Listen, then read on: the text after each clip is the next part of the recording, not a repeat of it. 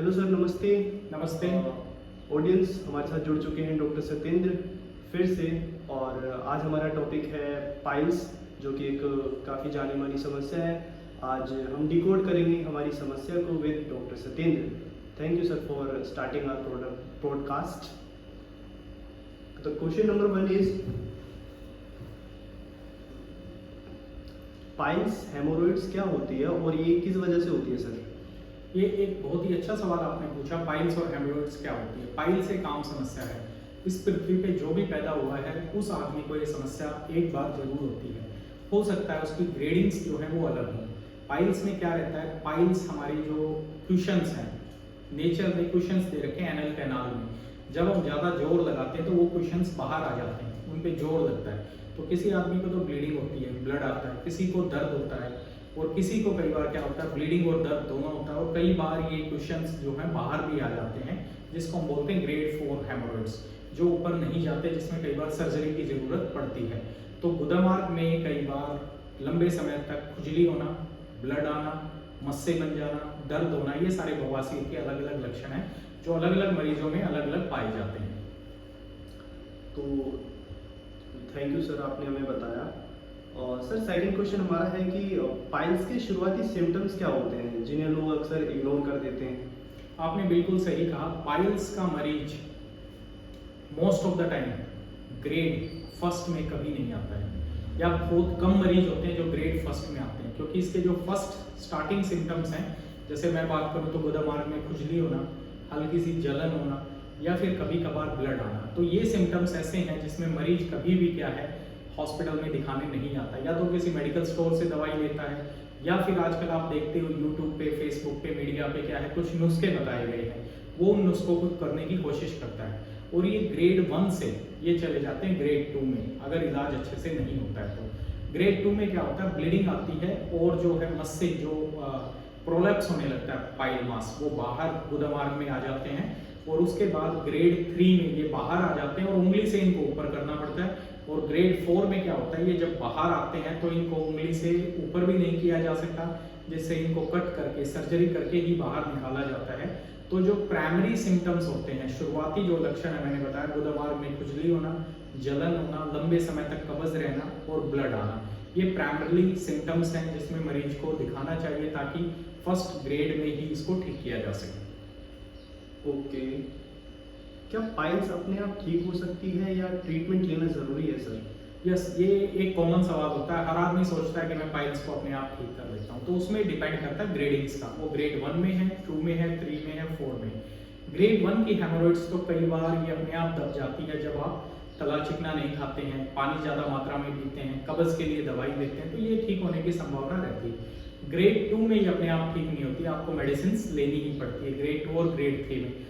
Grade 4 में आपको surgery करवानी पड़ती है, कभी भी ये दवाइयों से ठीक नहीं हो सकती। अगर कोई भी डॉक्टर क्लेम कर रहा है कि ग्रेड 4 में जब पूरा प्रोलैप्स हो जाता है वो दवाइयों से ठीक कर सकता है, तो इसका मतलब या तो उसको बीमारी की जानकारी नहीं है, उसे पता नहीं है कि ग्रेड 4 होता क्या है, प्रोलैप्स होता क्या है, मतलब उसको पैथोलॉजी की एग्जैक्ट जानकारी नहीं है। वो जो क्लेम है वो सारे फ्यूटाइल हैं, वो सारे क्लेम जो है वो यूजलेस है, वो हो ही नहीं सकता, वो पॉसिबल ही नहीं है।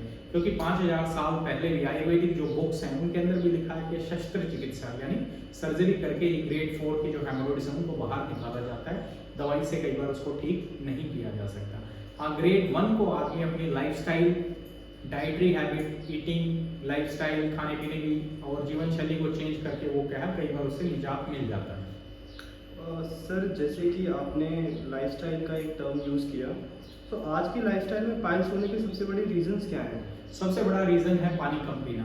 पानी कम पीना, पानी आप कम पिएंगे तो कब्ज होगी आपको। अगर आपको कब्ज होगी तो कब्ज होने की वजह से जब आप लैट्रिन जाएंगे, स्टूल पास करेंगे, डिफिकेट करेंगे तो आप जोर लगाएंगे, और जोर लगाने की वजह से ये जो है हमारे जैसे गुदामार्ग है इसके चारों तरफ ये क्वेश्चंस है, और ये क्वेश्चंस जब आप जोर लगाएंगे तो बाहर आने लग जाएंगे, और ये जब बाहर आएंगे तो इसमें से ब्लड आएगा, पेन होगा, दर्द होगा, ये सारे लक्षण इसमें मिलेंगे।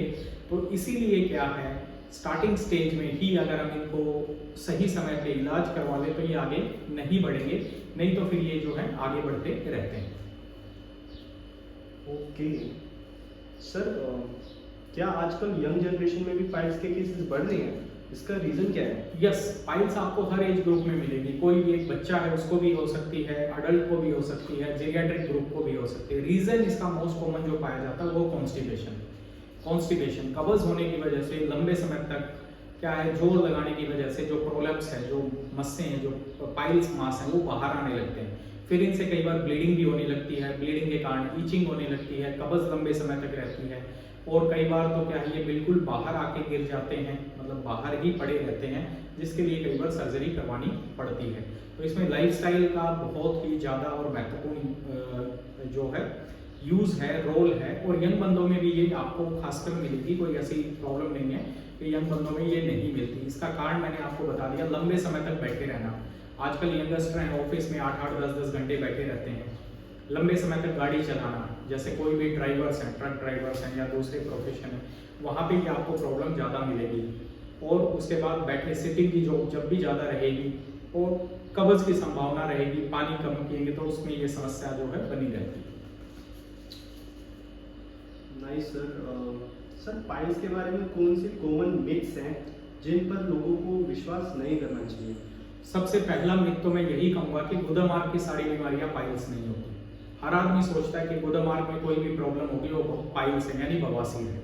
वहाँ पे आपको बवासीर भी मिलेगी और वहाँ पे आपको कैंसर भी मिलेगा। तो इसको हम डिफरेंशिएट कैसे करेंगे? इसको हम डिफरेंशिएट करेंगे हमेशा किस वजह से? क्लिनिकल एग्जामिनेशन करके, मरीज को देख के। उसमें हमारा होता है digital rectal examination, proctoscopic examination, sigmoidoscopy होती है, एनोस्कोपी होती है, उसके बाद हमारी जो है फुल लेंथ कोलोनोस्कोपी होती है। तो ये सारे टेस्ट करके, अभी किसी को ब्लड आ रहा है, आप मेडिकल स्टोर पे जाओगे या कई बार डॉक्टर्स भी जो है जो बिना एग्जामिन किए अगर पेशेंट्स को दवाई दे रहे हैं, क्लिनिकल एग्जामिनेशन नहीं कर रहे, डिजिटल रेक्टल एग्जामिनेशन या प्रोक्टोस्कोपी एग्जामिनेशन नहीं कर रहे, तो उस कंडीशन में क्या होगा? उस कंडीशन में डायग्नोसिस मिस होने की संभावना ज़्यादा रहेगी। तो वो कैंसर भी हो सकता है। या कई बार सबसे बड़ी प्रॉब्लम क्या आती है? मरीज भी एग्जामिन नहीं करवाना चाहता। कई बार हमारे पास फीमेल पेशेंट आते हैं या मेल पेशेंट आते हैं, तो वो मना करते हैं, नहीं डॉक्टर साहब हमें बस दवाई दे दी, हमें चेक नहीं करवाना है। तो वो बोलते हैं अगर 5 दिन के बाद दवाई ले लेंगे, अगर नहीं आराम हुआ तो फिर हम इसको चेक करवाएंगे। ऐसे भी कई बार पेशेंट होते हैं जो मतलब हेजिटेट करते हैं एग्जामिनेशन के लिए। तो मैं यही कहूँगा, जब तक आप उसको एग्जामिन नहीं करोगे प्रॉब्लम को, तो बीमारी का नहीं एग्जैक्टली पता चल पाएगा और आप सिर्फ उसको बवासीर समझते रहोगे। और वो फिस्टुला भी हो सकता है, फिशर भी हो सकता है, वो अल्सरेटिव कोलाइटिस भी हो सकता है, क्रॉन्स डिजीज भी हो सकता है, और भी कोई प्रॉब्लम्स है जो सीरियस बीमारी जैसे कार्सिनोमा, कोलोरेक्टल कार्सिनोमा, वो भी हो सकता है। तो इसलिए एग्जामिनेशन जरूर करवाएं। सर, एक्चुअली जो आजकल जिम करते हैं, तो क्या जिम में हैवी वेट लिफ्टिंग करने से पाइल्स हो सकती है या प्रॉब्लम बढ़ सकती है? यस, सबसे बड़ी समस्या क्या है? जिम में 2 काम होते हैं। दिन में एक तो हाई प्रोटीन रिच डाइट ली जाती है, ज़्यादा प्रोटीन रिच डाइट लेते हैं, चाहे वो सप्लीमेंट ले रहे हैं या फिर अपना नेचुरल प्रोटीन ले रहे हैं। तो जब भी आप प्रोटीन ज़्यादा मात्रा में लेते हो तो आपको कब्ज की शिकायत रहती है। कब्ज, गैस ज़्यादा बनेगी, फ्लैटुलेंस ज़्यादा होगा, गैस ज़्यादा बनेगी और कॉन्स्टिपेशन ज़्यादा रहेगा। एक चीज़, कॉन्स्टिपेशन रहेगा तो रूट काज जो है पाइल्स का वो कॉन्स्टिपेशन है। 95% केसेस में आपको कॉन्स्टिपेशन मिलेगा। सेकंड, जिम में आप स्ट्रेन करते हो। क्या करते हो? स्ट्रेन करते हो। आप उसको होल्ड करते हो, उस एरिया को होल्ड करके कोई भी वेट उठा रहे हो, पुश कर रहे हो। तो उस कंडीशन में क्या होता है? बॉडी हमारी स्ट्रेन हो जाती है, स्ट्रेन होती है बहुत ज़्यादा। तो उस कंडीशन में क्या है? एक तो कॉन्स्टिपेशन, ऊपर से स्ट्रेनिंग, तो पाइल्स के केसेस जो है वो बढ़ने की संभावना कई बार हो सकती है। सर, क्या पाइल्स जेनेटिक और हेरिडिटरी भी हो सकती है? यस, हो सकती है। जब कई हमारे ऐसी डेफिशिएंसीज होती हैं, जैसे कोलेजन मैटर की डिजीज़ हैं या फिर डिस्प्लेसिया है, फाइब्रोमैस्कुलर डिस्प्लेसिया है, तो कई बार ये फैमिलीज में रन करता है, जिसकी वजह से हमारा जो एनल सिस्टम है वो वीकन रहता है। तो वीकन होने की वजह से प्रोलॉप्स होने के जो चांसेस हैं वो रहते हैं। कई बार फैमिलीज के केसेस भी हमने देखे। कई बार पेशेंट हमारे पास आते हैं, वो बोलते हैं सर मेरे फादर को भी थी, मेरे दादाजी को भी थी और मुझे भी ये दिक्कत यंग एज में होगी या ओल्ड एज में हो गई। सर, यू ऑलरेडी सेड कि there are some stages, so the question is piles के किस स्टेज पर पेशेंट को तुरंत डॉक्टर के पास जाना चाहिए? एक्चुअली क्या है, स्टेज कभी भी सिम्टम्स हो तभी जाना चाहिए। जैसे गुदमार्ग में खुजली होना, जलन होना, दर्द होना, ब्लड आना। सबसे पहले पेशेंट कब आता है? जब उसको ब्लड आता है। ब्लड मीन्स एक डरावनी चीज है, एक मतलब डर लगता है यार ब्लड क्यों आ गया, ब्लड किस लिए आया। चाहे वो आपके नाक में से आए, चाहे वो आपके मुंह में से आए, चाहे वो आपके कान में से आए या फिर गुदमार्ग में से किसी आए, भी एरिया से किसी भी एरिया से ब्लड आता है तो आदमी क्या है, डर जाता है। तो वो ब्लडिंग जो पाइल होती हैं तो वो ग्रेड 1 में हेमोरॉइड्स होता है। ग्रेड 1 हेमोरॉइड्स में खाली ब्लीडिंग होती है, तो वो स्टार्टिंग स्टेज है, तो उसमें घबराने की जरूरत नहीं है। डॉक्टर को दिखाएं ताकि उसको एग्जामिन किया जा सके वो एग्जैक्टली पाइल्स है, हेमोरॉइड्स है या कुछ और बीमारी है। तो उसी स्टेज में डॉक्टर के पास आना चाहिए। या फिर आपको लंबे समय से कॉन्स्टिपेशन है, कब्ज रह रहा है, आप कई बार लेटरिन जा रहे हैं, स्ट्रेन करना पड़ रहा है, लेटरिन में काफ़ी बार आप बैठे रहते हैं, तो आपको इन सभी समस्याओं का जो है वो रीज़न उसमें ध्यान रखना चाहिए।